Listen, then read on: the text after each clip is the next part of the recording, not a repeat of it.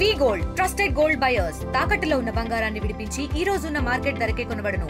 మరిన్ని వివరాలకు సంప్రదించండి 7710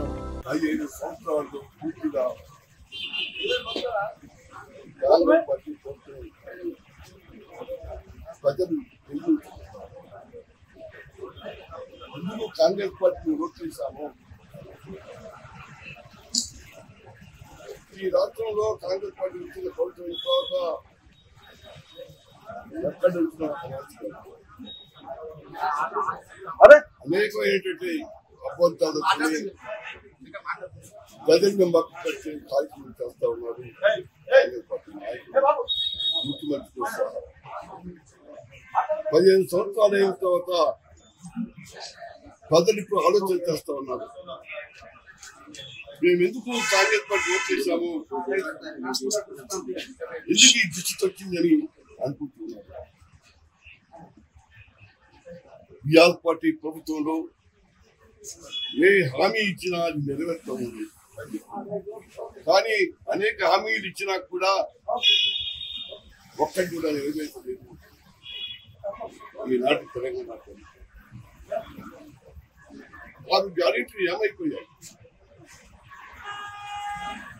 రుణమాఫీ అన్నారు, ఎక్కడికి పోయింది రుణమాఫీ?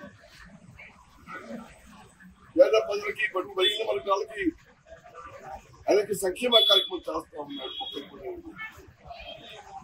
రైతులకు రుణమాఫీ అన్నారు, రుణమాఫీ అది అడ్డట్టిపోయింది. ఎప్పుడు పరిస్థితి ఏమిటి అరాచకంగా నడుస్తూ ఉంది. ముఖ్యమంత్రిగా ఉంటే ఒకరికొకరికి గిట్టుబాటు పడలేదు. ఒక్కొక్క నాయకుడికి సమన్వయం లేదు, ముఖ్యమంత్రికి మంత్రులకి సమన్వయం లేదు. ముఖ్యమంత్రి అన్ని అబద్ధాలే, అన్ని అబద్ధాలతో నడిపిస్తా ఉన్నాడు ముఖ్యమంత్రి. ఈ 6 గ్యారెంటీలు ఒకటి కూడా అమలు పెట్టలేదు. ప్రజలు ఇవాళ ఒక ముఖ్యమంత్రి రౌడీ ముఖ్యమంత్రిగా ఉన్నారు. ఆయన మాటల తీరు కానీ, వ్యవహార శైలి కానీ, ఆయన పద్ధతులు పూర్తిగా రౌడీ దాకా ఉన్న తప్ప ముఖ్యమంత్రిగా వ్యవహరిస్తుంది. పూర్తిగా తెలంగాణ ప్రభుత్వం అనేక హామీలు చేసి ఒక్క హామీ కూడా నెరవేర్చుకున్న పరిస్థితులు ఇవాళ.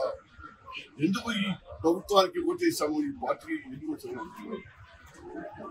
అందుకు నేను విజ్ఞప్తి చేస్తా ఉన్నా. ప్రజలు ఆలోచన చేస్తా ఉన్నారు, మళ్ళీ బీఆర్ పార్టీ ఎప్పుడు వస్తుందా, ఎప్పుడు ప్రభుత్వం వస్తుందని ఆలోచన చేస్తా ఉన్నారు.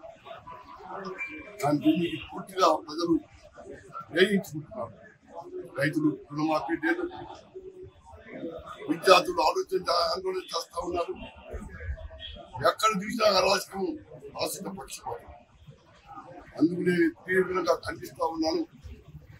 ముఖ్యమంత్రి గారికి వ్యవహారాలు మార్చుకోండి, ఒక ముఖ్యమంత్రిగా వ్యవహరించండి, ఒక రౌడీలాగా వ్యవహరించండి. మంచి పద్ధతి కాదు. మరిన్ని వీడియోస్ కోసం ఛానల్ ని సబ్స్క్రైబ్ చేయండి. లేటెస్ట్ అప్డేట్స్ కోసం వాట్సాప్ ఛానల్ ని ఫాలో అవ్వండి. ఆ లింక్ డిస్క్రిప్షన్ లో ఉంది.